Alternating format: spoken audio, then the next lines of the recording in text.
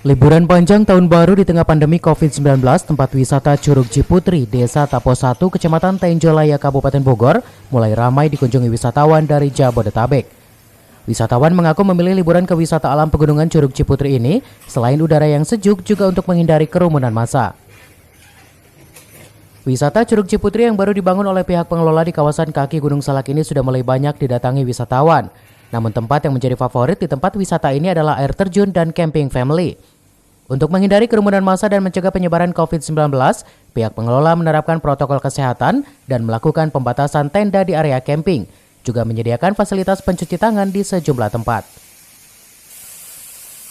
Nur Laila, wisatawan asal Depok, mengaku memilih berlibur ke tempat wisata alam pegunungan ini selain menghindari kerumunan massa di tengah pandemi COVID-19, namun panorama alam pegunungan yang sejuk dan asri membuat keluarga lebih nyaman dibanding berlibur ke tempat wisata lain. Sementara itu, pihak pengelola Curug Ciputri, Mahendra, menjelang libur panjang tahun baru, tempat wisata Curug Ciputri mengalami peningkatan pengunjung berbeda dengan hari biasanya. Meski tempat wisata tersebut masih dalam tahap pembangunan, namun para wisatawan lokal banyak yang berdatangan.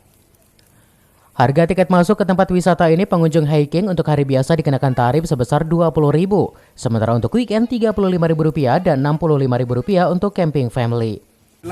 Di tempat kita di ini Ciputri, alhamdulillah pengunjung kita cukup ramai.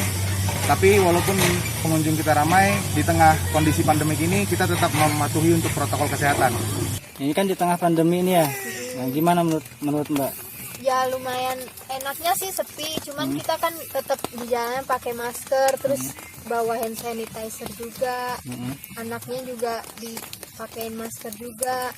Khawatir nggak dengan? Khawatir, cuman kan kita itu jaga sendiri kan. Berarti lebih aman di pegunungan gini ya? Iya sih, karena kan orangnya dikit. Dari Tenjolaya, Kabupaten Bogor, Suhanda Abriji melaporkan.